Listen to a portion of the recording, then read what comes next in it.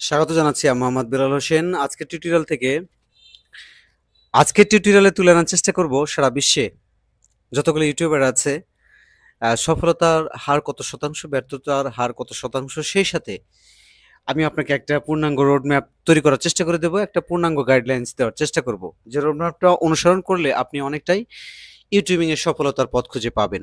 হুম তো আমি প্রায় 6 থেকে 7 মাস আগে ইউটিউবের একটা পরিসংখ্যান দেখেছি সারা বিশ্বে কত শতাংশ ব্যক্তি ফেইলর, ইউটিউবে ব্যর্থ। আমরা সেই পরিসংখ্যানটা একটু দেখার চেষ্টা করছি। তো কেউ এটাকে গুগল করে সার্চ করে, কেউ এটাকে আবার চ্যাট জিপিটির মাধ্যমে জেনে নেওয়ার চেষ্টা করে।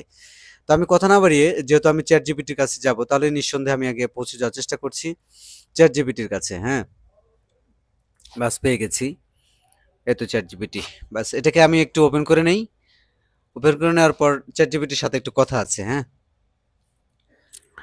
বাস ওর কাছে আমি লিখে সার্চ করব সারা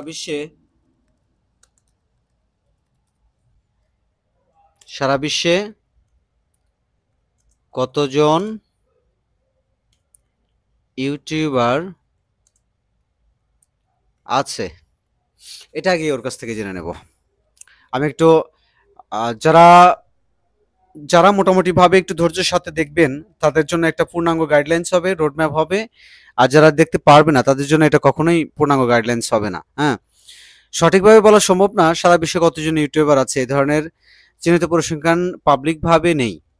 ইউটিউব খুব অনেক ব্যবহার করে রয়েছে যারা ভিডিও আপলোড করে এবং করেছেন, তবে নির্দিষ্ট সংখ্যা দেওয়া কঠিন। আপনি কি সেই প্রশ্ন, কতজন ইউটিউবার কতজন আছে যাদের সাবস্ক্রাইবার আছে, নাকি কতজন ইউটিউবে ভিডিও আপলোড করেন, নাকি কোনো বোঝাতে চান? চেষ্টা করি সেই অনুযায়ী তথ্য খুঁজে বের করতে। ওকে, আমি বলছি কতজন ইউটিউবার আছে, কতজন ইউটিউবার আছে, এইটা জানতে চাই আমি, এইটা জানতে চাই। বাস লোডিং নিচ্ছে।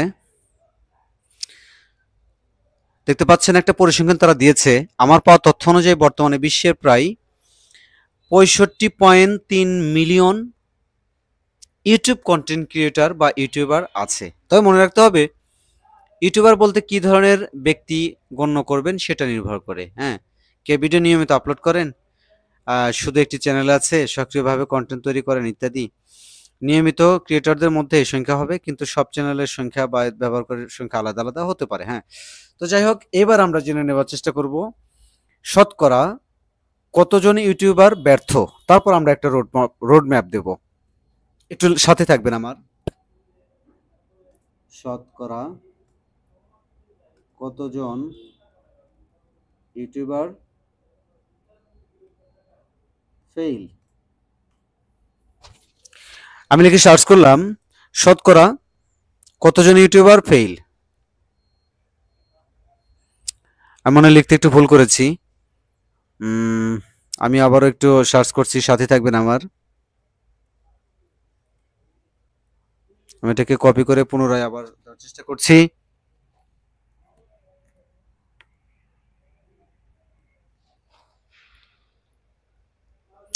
বাস আমি আগে এটাকে কপি করে নেই।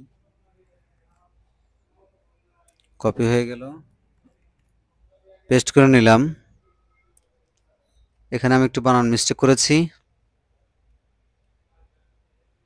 শতকরা কতজন ইউটিউবার ফেইল।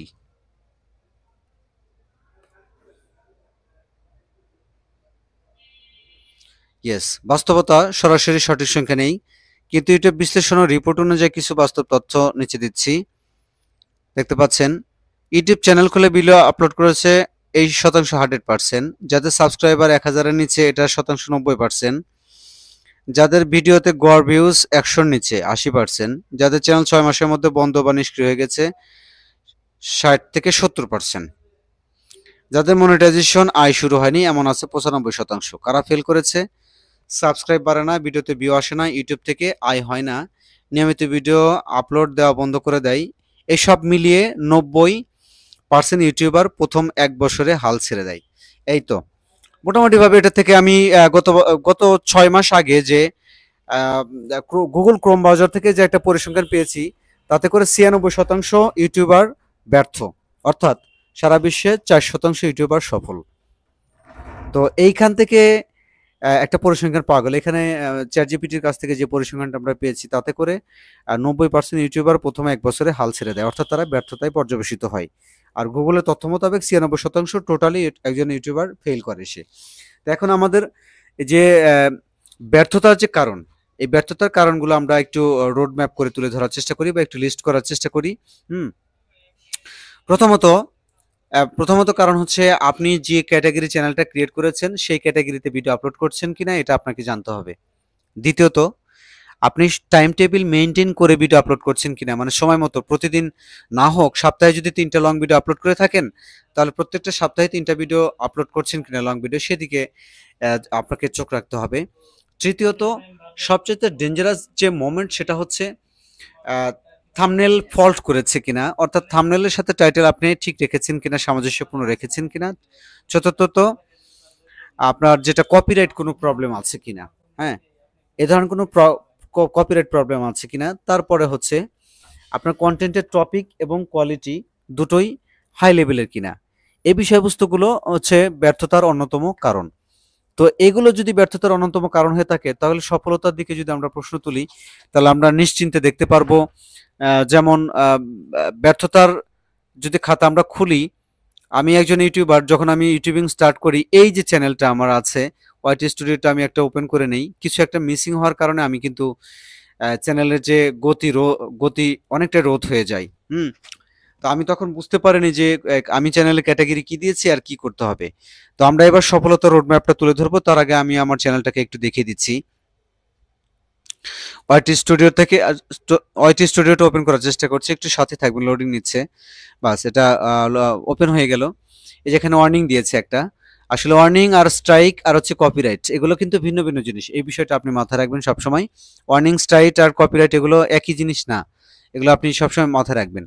ওয়ার্নিং যদি আপনার চ্যানেলে থাকে আপনি মনিটাইজ পাবেন, কিন্তু ওয়ার্নিং এর মাত্রাটা যদি একাধিক হয়ে যায় তাহলে আপনি আর মনিটাইজ পাবেন না, ওটাকে আপনাকে ফল্ট করে দেবে চ্যানেলটা, হয়তো বা ওরা ব্র্যান্ড করে দিতে পারে, সেদিকে আপনি খুব দৃষ্টি রাখবেন। হ্যাঁ, তো এবার সফলতার দৃষ্টিতে যদি আমরা তুলে ধরি, তাহলে আপনাকে কি কি করতে হবে। প্রথমত, আপনি প্রথমে নির্ধারণ করবেন যে আপনার মধ্যে কোন প্রতিভাটা আছে। আপনি যদি ব্লগ করতে ভালোবাসেন, ঠিক আছে, ব্লগ চ্যানেল করেন।